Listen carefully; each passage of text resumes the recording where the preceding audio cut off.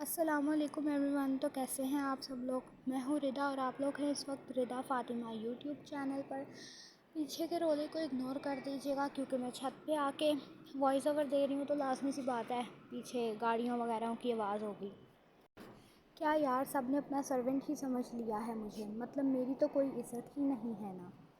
وہ بڑبڑاتے ہوئے ابرام کا بیگ اٹھا کر ساتھ والے کمرے میں گھس گیا. وہ اپنا سامان نکال رہی تھی جب وہ گوری لڑکی اس کے سامنے آ کر کھڑی ہو گئی. ہائے ماہنور. السلام علیکم، اس نے مسکرا کر کہا. Where are you from? Mahnoor نے پوچھا. I am from New York. Oh really? وہ بوجھل دل والی لڑکی ایک دم پرجوش ہو گئی. You know what, I am so much obsessed with New York and I really wanted to go there but I couldn't. اس کا چہرہ ایک بار پھر اتر گیا. Oh so sad. But why do you like New York? I love your place. اس سے پہلے کہ یہ روشن آنکھوں والی لڑکی اور کچھ کہتی، جنت اور عنایا کمرے میں داخل ہوئی تھیں اور پھر ان تینوں کا ہلکا پھلکا سا تعارف ہوا. اگلے دن وہ تینوں یونیورسٹی کے راستے پر چل رہی تھی. ماہنور کے پیروں میں درد تھی کیونکہ اسے دانے نکلے تھے، اس لیے اس کی رفتار کافی سست تھی. سب سے آگے شوخ اور چنچل سی عنایا چل رہی تھی جسے بولنے اور الٹے سیدھے فیشن کرنا بہت پسند تھا. درمیان میں جنت چل رہی تھی جو ہر کسی کی دوست نہیں بنتی تھی لیکن اس کو ماہنور بہت پسند تھی. اور سب سے آخر پر ماہنور، وہ بہت سادہ سی لڑکی تھی. جو اس کے دل میں ہوتا وہ کہہ ڈالتی. وہ کبھی بہت باتونی لگتی تو کبھی بے حد خاموش. وہ سب سے الگ تھی. وہ ہر کسی کے دل کو بھا جانے والی لڑکی تھی. اپنا بیگ مجھے دے دو ماہنور. جنت نے دیکھا اس کو چلنے میں مشکل ہو رہی ہے تو بولی. ماہنور نے بیگ اس کو دے دیا. وہ آہستہ آہستہ چل رہی تھی. سڑک تقریباً ویران تھی اس لیے اسے کوئی پریشانی نہیں ہوئی. اتنے میں وہ پیچھے آ کر کھنگارا. وہ ہلکا سا چونکی. وہ حارث کے جوتوں سے ہی اس کو پہچان گئی تھی. کیسی ہیں آپ مس نور؟ اس نے جواب نہیں دیا بلکہ اسی طرح چلتی رہی. آپ ٹھیک سے چل نہیں پا رہی، کیا کوئی مسئلہ ہے؟ اگر آپ کہیں تو میں آپ کو. اور اس کی ہمدردیوں کو ایک دم بریک لگ گئی جب وہ لڑکی اچانک رک گئی. وہ پرسکون انداز میں پلٹی اور آنکھیں اٹھا کر حارث کے چہرے کو دیکھا. اس کی کالی آنکھیں اب حارث کے چہرے پر مرکوز تھیں اور اس کے ماتھے کی تیوریں ابھی تک ویسی ہی تھیں.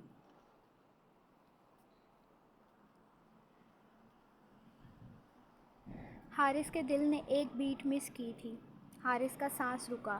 لڑکیاں اس کو دیکھتی تھی تو دیکھتی ہی رہ جاتی تھی لیکن ماہنور ایسی نہیں تھی. پھر اچانک ماہنور بولی.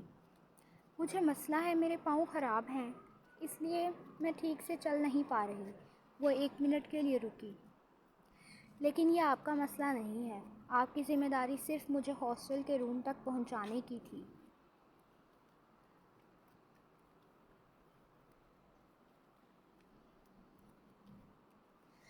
اس لیے بہتر ہوگا کہ اب آپ میرا اتنا خیال نہ رکھیں. مجھے آپ کی سروس نہیں چاہیے. شکریہ، اس نے تپتے ہوئے کہا اور غصے سے پلٹی اور کسی کے بھاری بھرکم سینے سے ٹکرا گئی. اس نے آنکھیں بند کر لی. سر کسی بھاری چیز کے ساتھ ٹکرانے کی وجہ سے ہل کر رہ گیا. اوہ سوری. وہ فوراً سے پہلے پیچھے ہٹا. لیکن ابرام کی نظریں ایک لمحے کے لیے اس لڑکی کے چہرے پر رکیں. دودھیا رنگت، کالی آنکھیں اور گلابی ہونٹ. وہ ابرام کے لیے ایک عام سا چہرہ تھا. اٹس اوکے، ماہنور نرمی سے کہتی آگے نکل گئی. ابرام حارث کی طرف پلٹا جو کھلے منہ حیرانی سے ماہنور کو جاتے دیکھ رہا تھا. جناب کیا ہو گیا ہے؟ وہ کیا سمجھتی ہے مجھے؟ میں کوئی گنڈا ہوں؟ اتنا فارغ ہوں جو اس کا پیچھا کرتا رہوں گا؟ حد ہے یار. حارث شاید اب غصے میں آ چکا تھا. میں آج ہی سر سے کہوں گا کہ پاکستان سے آئی ان لڑکیوں کو خود ہی سنبھال لیں. آفتیں ہیں یہ. اچھا ریلیکس ہو جاؤ. پھر وہ ساتھ ساتھ چلنے لگے۔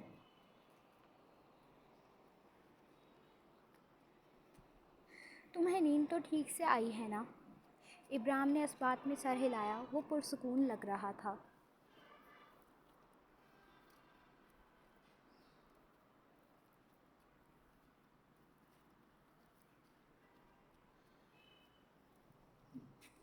وہ ایک جنگل میں تھا، درختوں والا خاموش جنگل، مگر آج وہ تاریک نہیں تھا۔ سورج کی روشنی درختوں کو چیر کر آتی اس کے چہرے پر پڑ رہی تھی،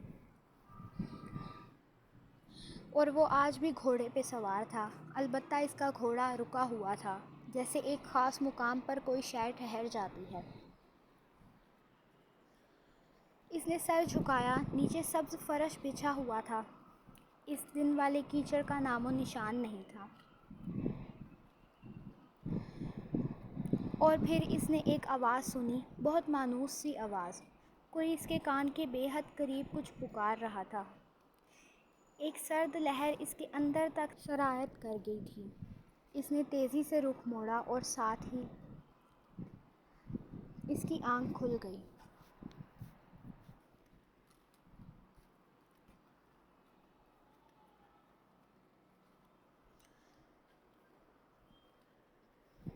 وہ اٹھ کر بیٹھ گیا۔ نیند اب غائب ہو چکی تھی۔ وہ اپنے خواب کے متعلق سوچنے لگا۔ اس کے خواب ڈراؤنے نہیں ہوتے تھے، لیکن وہ اس کو بے چین کر دیتے تھے، اور وہ یہ بات جانتا تھا کہ اس کے خواب بے معنی نہیں تھے۔ یہ شام کا وقت تھا۔ وہ جنت کے ساتھ فیڈرل گلاٹا کافی شاپ میں بیٹھی تھی۔ پھر جنت نے پوچھا، پھر کیا؟ میں نے تو اس کو صحیح والی سنا دی۔ اگر ذرا سی سیلف ریسپیکٹ ہوئی نا تو دوبارہ نہیں آئے گا میرے پیچھے۔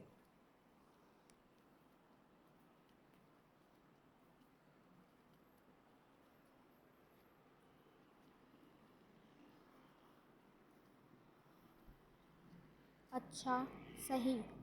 جنت ہلکا سا مسکرائی۔ تم ابھی تک اداس ہو۔ دیکھو استنبول بھی تو کتنا پیارا ہے۔ تمہیں اتنا اداس نہیں ہونا چاہیے ماہ نور۔ میں اداس نہیں ہوں جنت، میں بے چین ہوں۔ پتہ نہیں کیوں مجھے ایسا لگتا ہے کہ استنبول میرے لیے مشکلیں کھڑی کرے گا۔ ہرگز نہیں، تم ماہ نور ہو، تم کیوں ڈرتی ہو؟ مجھے یہاں کے لوگ اچھے نہیں لگے، ماہ نور نے صاف گوئی سے کہا۔ کیوں؟ پتہ نہیں، بس مجھے اچھے نہیں لگتے۔ اور تم نے اس لڑکے کو دیکھا ہے؟ کیسے میرے پیچھے ہی پڑ گیا ہے۔ اس نے دیکھا بھی کہ میں اکیلی ہوں، پھر بھی میرے پیچھے آ گیا۔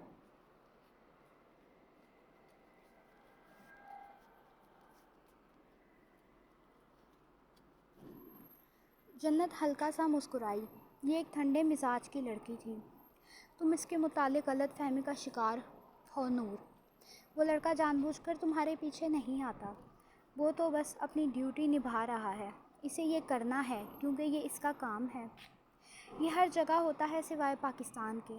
یہاں کے اسٹوڈنٹس غیر ملکیوں کو دل سے خوش آمدید کہتے ہیں اور ان کو وقت دیتے ہیں اور ان کے مسئلے حل کرتے ہیں۔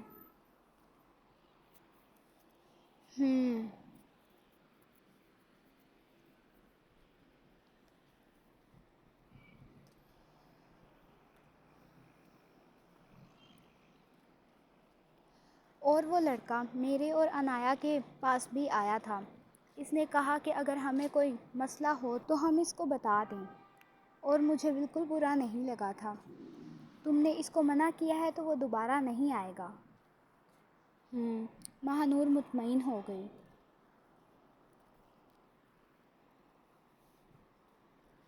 انایا کہاں رہ گئی ہے؟ اب تک تو آ جانا چاہیے، ماہ نور نے کہا۔ آتی ہی ہوگی یار، تمہیں شاید معلوم نہیں ہے وہ ایک گھنٹے میں صرف ایک ہی چیز خریدتی ہے۔ حارث تم ابھی تک اسے سوچ رہے ہو؟ نہیں یار، پتہ نہیں۔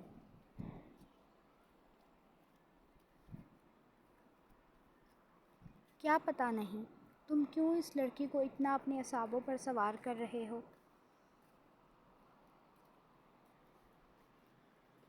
میں اس کو اپنے اعصابوں پر سوار نہیں کر رہا یار، لیکن اسے ایسا کیوں لگا کہ میں اس کا پیچھا کر رہا ہوں؟ حارث الجھا ہوا تھا۔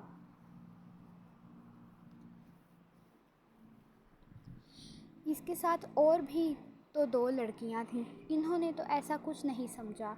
حارث وہ ان سے الگ سوچتی ہیں، کچھ لڑکیوں کو اریٹیشن ہوتی ہے مردوں سے۔ یہ کوئی بڑی بات نہیں ہے۔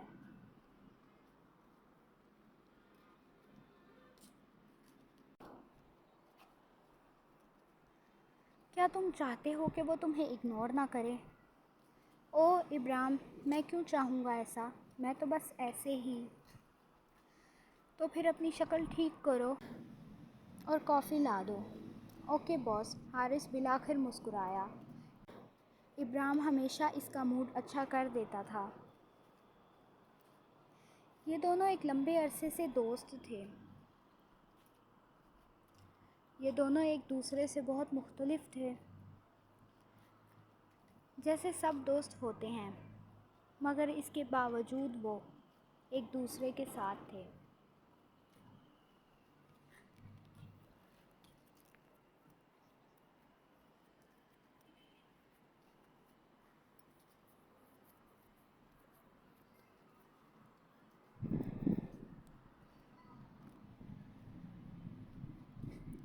ابرام ہر کسی سے متاثر نہیں ہوتا تھا، جبکہ اس کے برخلاف حارث کو لوگوں کے رویے جلد متاثر کر لیتے تھے۔ حارث وہ واحد شخص تھا جس کو پتہ تھا کہ ابرام کو عجیب خواب آتے ہیں۔ پھر اس دن وہ اسی سیٹ پر بیٹھا تھا اور وہ تینوں لڑکیاں اس سے آگے والی سیٹ پر۔ درمیان میں وہ حجاب والی لڑکی بیٹھی تھی، مگر ابرام نے صرف ایک نظر ماہ نور پر ڈالی۔ وہ لڑکیوں کی طرف متوجہ نہیں ہوتا تھا۔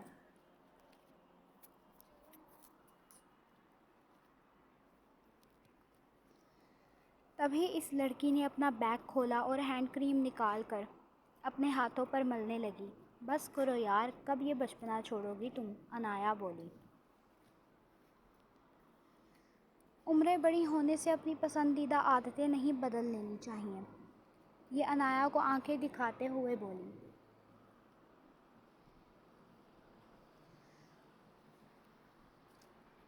اور یہ جو تم اتنا پرفیوم لگا کر آئی ہو نا، دیکھ لینا گناہ ہوگا اس کا تمہیں۔ تو تمہیں کیا ہے، گناہ مجھے ہوگا نا، انایا بولی۔ اوہو انایا، جنت نے اس کو ٹوکا، لیکچر سننے دو یار۔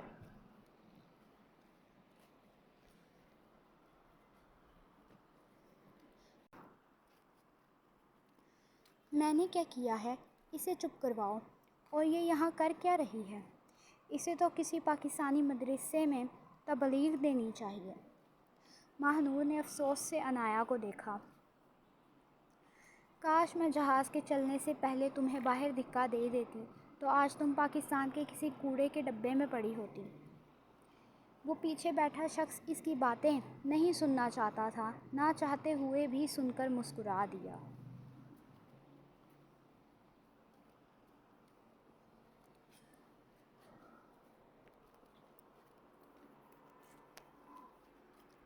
یہ پڑھتے پڑھتے مجھے احساس ہوا کہ ٹائپنگ کرتے ہوئے میرے سے تھوڑی بہت غلطیاں ہوئی تھیں ایوری ون، تو اگنور کریں اسے، کیونکہ میں جانتی ہوں جلدی جلدی میں ہو جاتا ہے ایسا، تو بس جلدی جلدی میں ہی میرے سے ہوا۔